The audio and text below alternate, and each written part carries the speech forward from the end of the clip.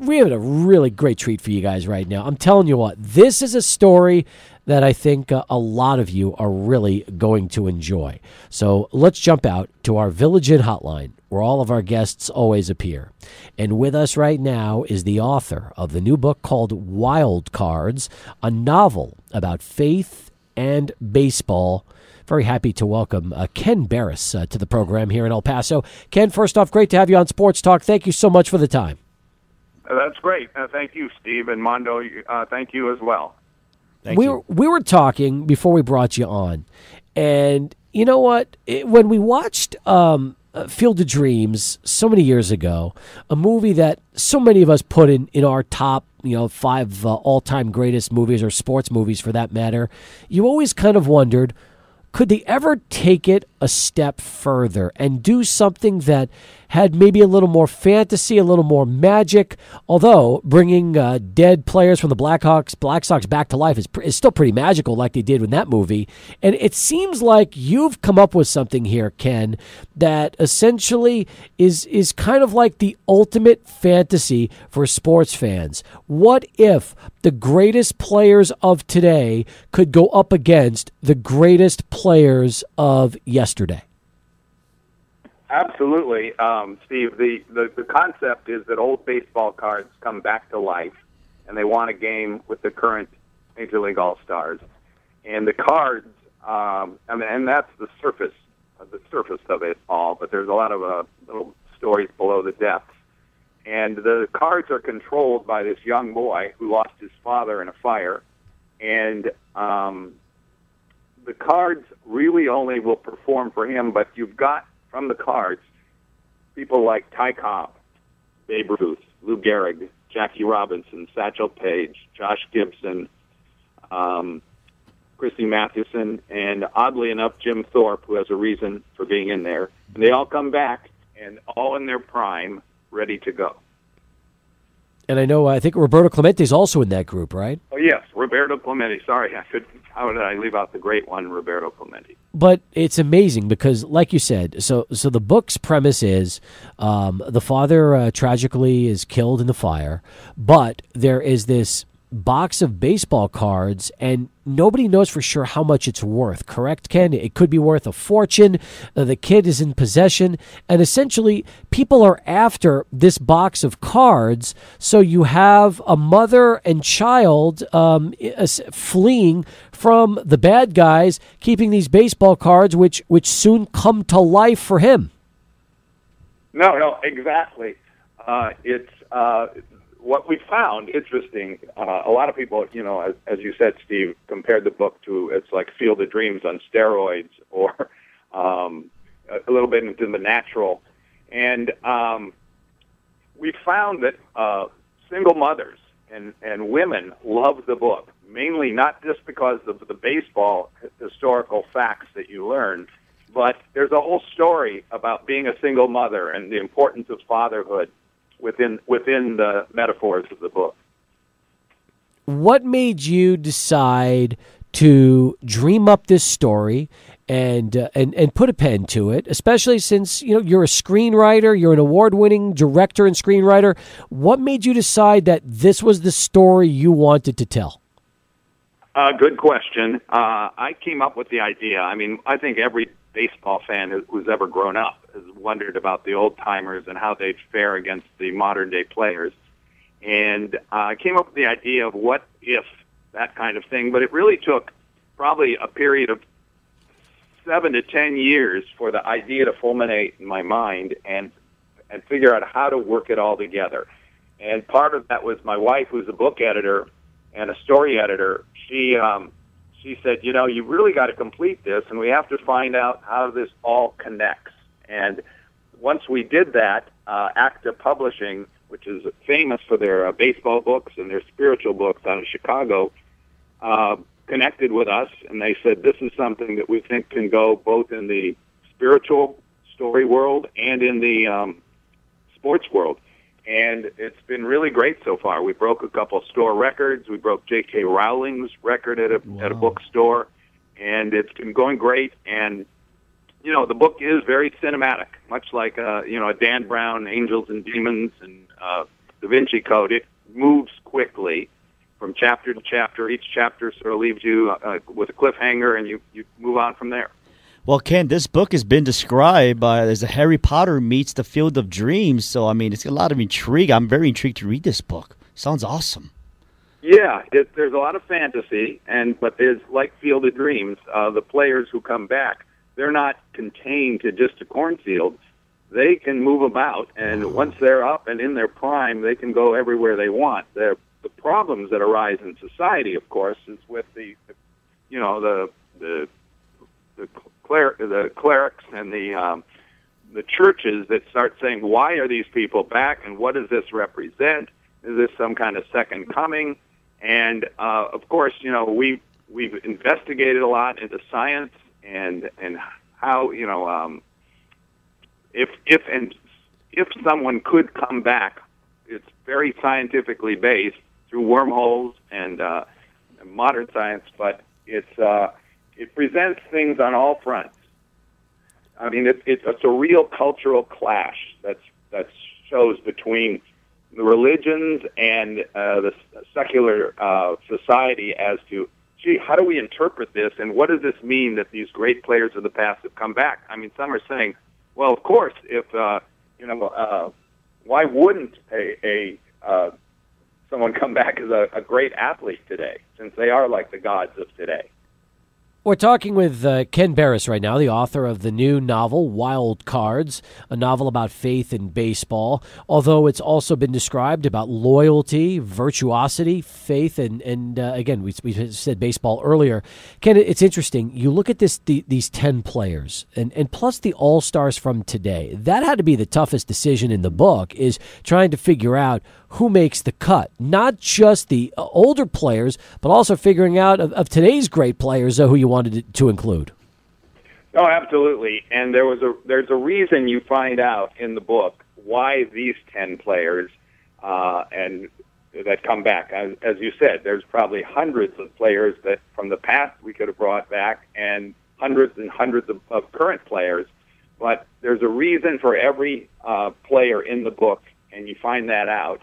And the interesting thing is, like, when you bring players back from 50 to 100 years ago, just the culture shock of how they're viewing baseball nowadays, from the stadiums, from the equipment, from the way people wear the uniforms.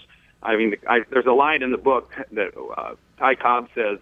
He says, "Look at these salaries these guys make." He says, "The most I ever made was $4,000 a year, and that included the equipment I stole."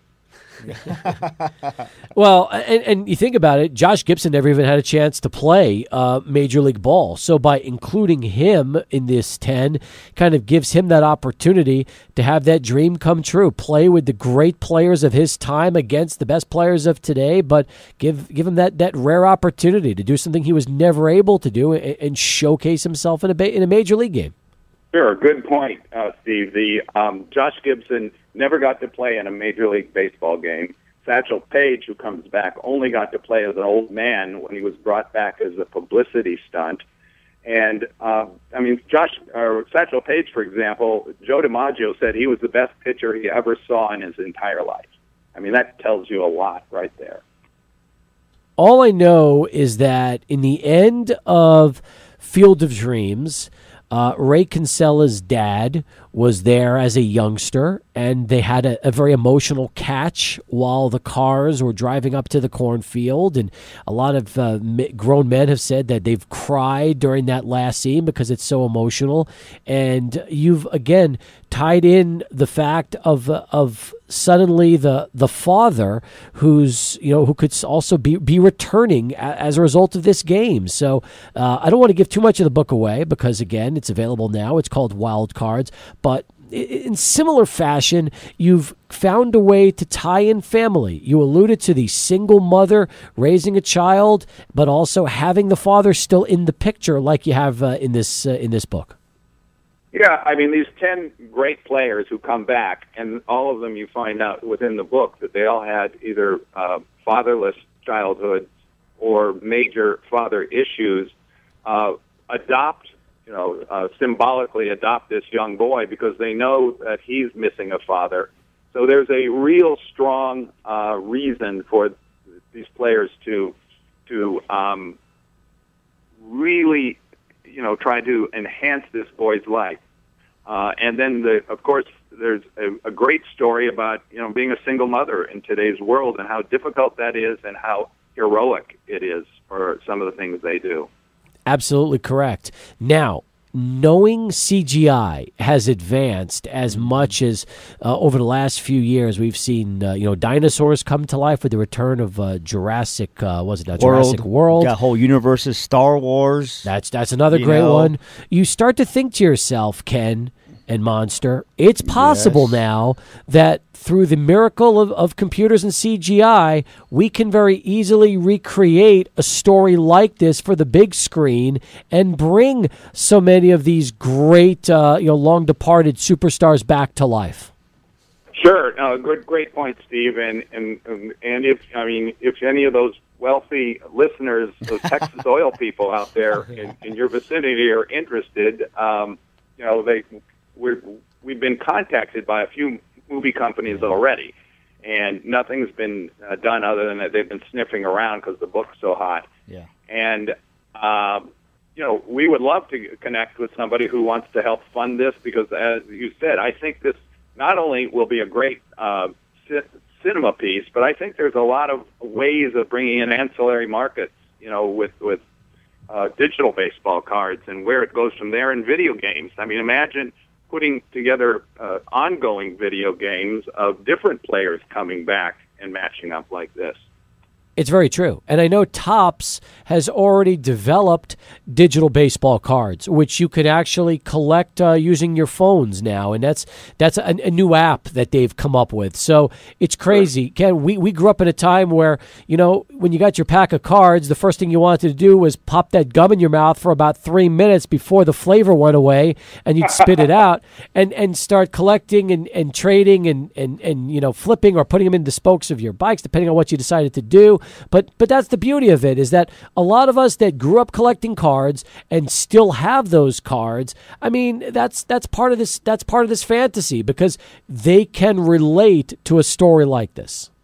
Sure. And by the way, I forgot to mention that if they want to go to the website, which is wildcardsbaseball.com, there's a lot of information there. You can order the book that way, as well as you can get it through Amazon and all the other places. But there's a lot of information there on the history, and without giving away much of the book, you're intrigued enough by going there. I'm on the website right now. It's got some very cool stuff. Wildcardsbaseball.com if you want to learn more about the newest release from Ken Berris.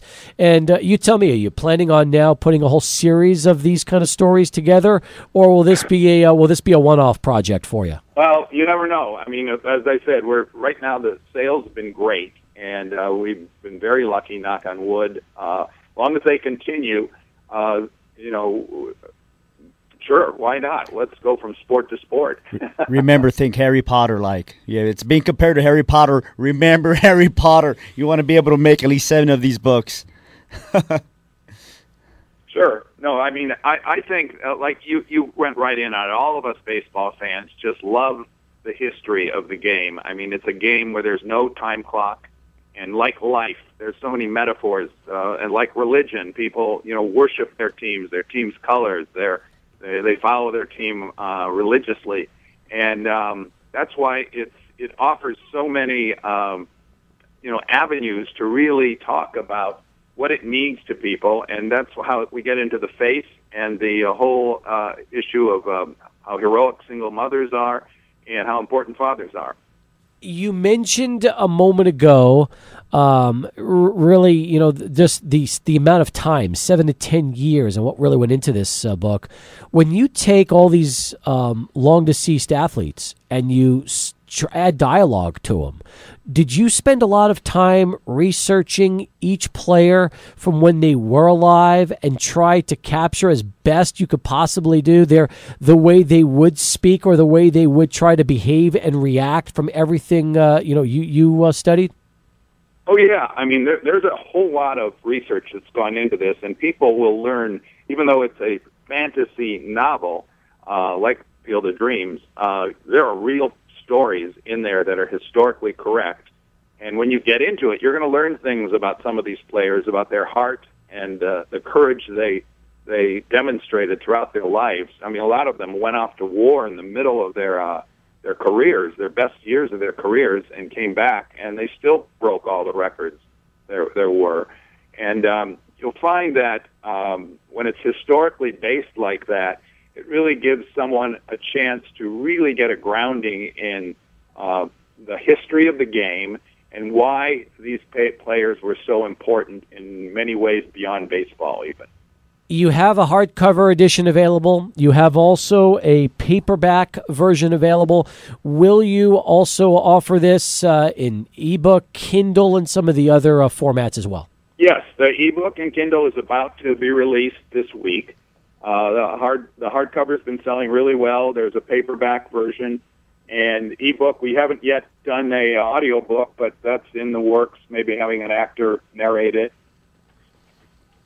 I'm looking forward to it. I think that'd be great. It could be. It could also be you with the audio book, Ken. You could be very well helping with that, and I'm sure you will have some part to play in it. I'll tell you what, we're excited about it. The playoffs are right around the corner. It is a great opportunity for baseball fans to enjoy it just in time for the postseason. The website, again, is wildcardsbaseball.com, wildcardsbaseball.com. Ken, we really appreciate the time. Thanks for giving us so many minutes to talk about this, and congratulations on the project. I can't wait until we're talking about this being a major motion picture. I know it's just a matter of time, Ken. Well, thank you, Steve, and thank you, Mondo. And, hopefully I'll be in a book signing somewhere near El Paso at some point, and maybe we'll reconnect. Sounds great. When that happens, you're coming to the studio. That's a promise. Oh, that'd be great. Okay. He's Ken Berris, folks, as we continue here on Sports Talk. Great stuff. And